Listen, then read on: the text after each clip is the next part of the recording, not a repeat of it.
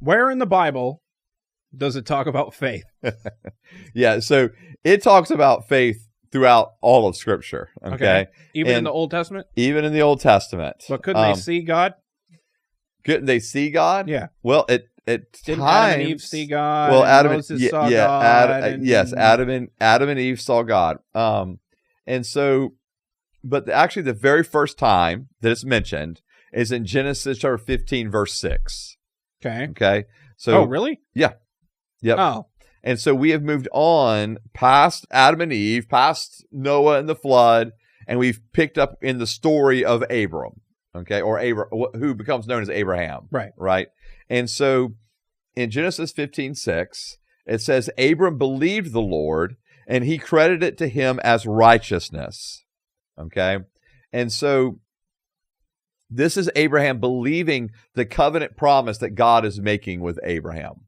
Yeah, and so that's the first time that faith is mentioned. So he believes that he believes the Lord and what the Lord is saying, the covenant promise to Abraham, and then it's because he does believe the Lord, then it's credited to him as righteousness. How did God, like, where did he get it? How did that work? Where did he get a covenant from? Okay, yeah. So God actually did he call an accountant or whatever, or a what do you call it? A contractor? What a prophet? A covenantar? No. All right. So what's the job where you mitigate contracts? A lawyer? A lawyer. Yeah. You need a lawyer. I don't know jobs. Obviously. All right. But so chapter 15, all right, verse 1, it says, after these events, the word of the Lord came to Abram in a vision. Oh. Okay. And so Abram received these words from the Lord in a vision. Okay. And it was he believed the vision. Correct. Okay. He believed what the Lord told him in that vision. All right. And because he did so, because he had faith in that, faith in the Lord and faith in what the Lord said. And the vision was of him in a high-rise boardroom sitting across God with a lawyer present. No, sir. That was just not it at all. Okay. Yeah.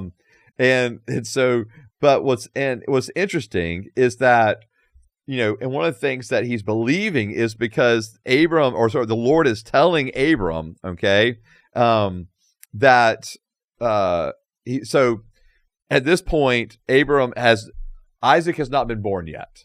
He has Ishmael, but not Isaac. Okay. And so this is what the Lord tells him in verse 4. He says, "This one will not be your heir," referring to Ishmael. Okay. So Ishmael will not be your heir because that was not born to his wife. Okay. Right. That was born to Hagar. Okay, not Sarah. And so then I like how you just casually talk about this as if this isn't the biggest deal ever. No, it's a big deal. Yeah. It's a big deal. That's one of the most consequential phrases in the Bible. 100% it is. Yeah, this could take us on a whole. Yeah. I mean, we can just abandon this topic and go somewhere else. I understand. All right. But he says, instead, one who comes from your own body will be your heir. And he took him outside and said, look at the sky and count the stars if you're able to count them. And then he said to him, your offspring will be that numerous. So he's saying to Abram that even Abram in his old age and Sarah in her old age. Did he actually go outside and try to count them? So he said, well, I don't think, the Lord took him outside. It said, counting. Look at the sky and count the stars if you are able to count them. I'm assuming that Abram looked up, saw the stars, and was like, yeah, I'm just not going to begin. You know how you do that? You go like this. What? And start going like this and counting. Counting just, yeah, that's how you do it? Yeah. Awesome. I'll pass that on to Abram. All right, so, and then it says, then the Lord told him, your offspring will be that numerous. And then verse 6, Abram believed the Lord and he credited it to him as righteousness. Okay. And so, wait, righteousness or faith? So Abram believed the Lord, had faith in the Lord. Oh, okay. Okay. And he credited it to him as righteousness. Okay. Yeah. All right. So, yeah. And So that's the only time they talk about faith in the Bible? no, what I was saying was that was the very first time. Okay. Okay. And then from Genesis 15:6 onward, there's a constant discussion about faith. Okay. Okay. And so, you'll go through all of the Old Testament, and it's and in the Old Testament, it's fairly similar, having faith in the Lord, having faith in his word and what he says. And then you get the New Testament, and then Jesus is really calling for individuals to have faith in who he is as the Son of God that the Father has sent. Okay, so I didn't ask this question, but for all the people that actually saw God Yeah, or Jesus, right. could they have faith? Could they have faith? Yeah. Yes. How? Okay. Thank you for asking that question. All right. So in Matthew, Still confused definitionally here. all right. Yeah, no, you're good. Yeah. All right. So Matthew chapter 16, Okay. okay? Jesus asked this And question. he's writing his own stuff. Matthew is. Yes. Okay. And he's one of the disciples. So he's there. All He's right. eyewitness account. Okay. So I went here to help you because All I right, thought good. you would trust him more. All right. So Jesus has asked the question. Okay. Okay. He says, "Who do people say that the Son of Man is?" Or who do you say? And then verse 15 he says, "Who do you say I am?" So he asked his 11, or 12 disciples at that time, 12 disciples, "Who do you say that I am?" Did he just hit his head? Has amnesia? Not Yeah. sure. No, he's wanting them to. Who am I? Right? Yeah.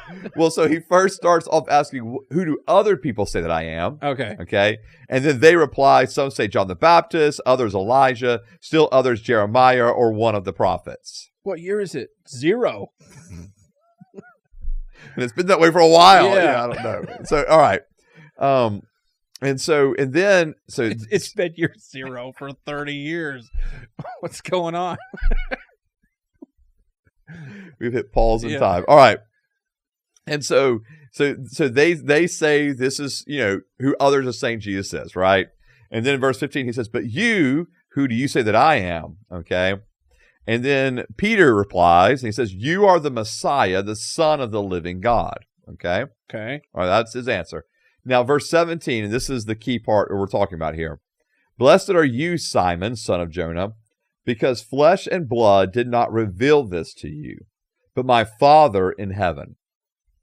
And so, in other words, faith is not just the disciples in their own intellect, even seeing Jesus, wouldn't have been able to come to the conclusion that he was the Messiah, the Son of the living God, Okay. unless the Father had revealed that to them, or in other words, had enabled them to have that faith, Okay. to know who Jesus is. Okay. And so for me, from this point on, we realize that faith is a gift that any time anybody comes to an understanding or I would use the word revelation. Anytime someone comes to a revelation of who Jesus is as God, as Messiah, as Christ, as Lord, that he did die on the cross, that he did rise from the grave, that he's coming back again. When anyone comes to that revelation, whether they were walking with Jesus in his time or sometime afterwards, that comes from the Father. That's a gift of faith. Okay. And so that we don't just intellectually ascend to. But okay, so when Adam and Eve saw God, Right. what was that? How did they have faith? Did they need faith? Man, what a great question. Because, they're sinless, right? Right. And so they know they've been perfectly formed. So they're in perfect relationship with the Father. So I'm going to go, no, faith was not needed in the way that we are talking about. But what about afterwards? About it. Yeah, because what's interesting is, and this is where I'm getting. We're talking about Adam and Eve again. Yeah, I know. We always go about Adam and Eve, okay? So Adam and Eve didn't need faith because they did not need to have a grace within them to come to that revelation because they were already in perfect relationship with God. Okay? So what's interesting is in Hebrews chapter 11, where it lists out all of these different individuals that that had faith. Okay. Okay. The very first one that it mentions is not Adam or Eve, but Abel, their son. That he had faith? Yes. So Hebrews 11, okay, let me just read this real quick. Hebrews 11 verse 1 says this, "Now faith is the reality of what is hoped for, the proof of what is not seen. For by this our ancestors were approved. By faith we understand that the universe was created by the word of God, so that what is seen was made from things that are not visible." Verse 4, "By faith Abel offered to God a better sacrifice than Cain did. By faith he was approved as a righteous man because God approved his gifts. And even though he is dead, he still speaks through his faith." And so the very first individual then to have faith was actually Abel. So Adam and Eve went to hell, No, I'm not saying they went to hell. but they didn't have faith. Well, they didn't need faith in the perfect state that they were in. But they died not in the perfect state that they were in. Okay, yes, they did die in that Right? not perfect state. But did they still have faith of who God was? Yes. Okay. Yes. All I was saying was that because for them being born into it, They saw God they and saw knew it, everything. knew it. He walked with them like, And knew that that was better and were never going to forget it. yeah.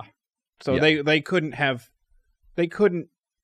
It wasn't like they never had they had always had a revelation that Yeah. of who their creator was. They couldn't not have faith. Correct. Impossible. Correct. I mean, yeah, because, and obviously now when they sinned, they weren't acting in that faith, right? Right. But in terms of did they have faith of who the creator was? Yes. Okay. So once they sinned, they were just like us, same thing. 100%. And they just really, really knew better than everybody Yeah, else. because they had actually walked with God. Yeah. Yes. Yeah, okay. Yeah. And so it was really Abel who was the first one who had to be like, okay, I have faith. Right. Because You he know? had never seen God. Bingo. Okay. So that's why talking about him is important. Correct.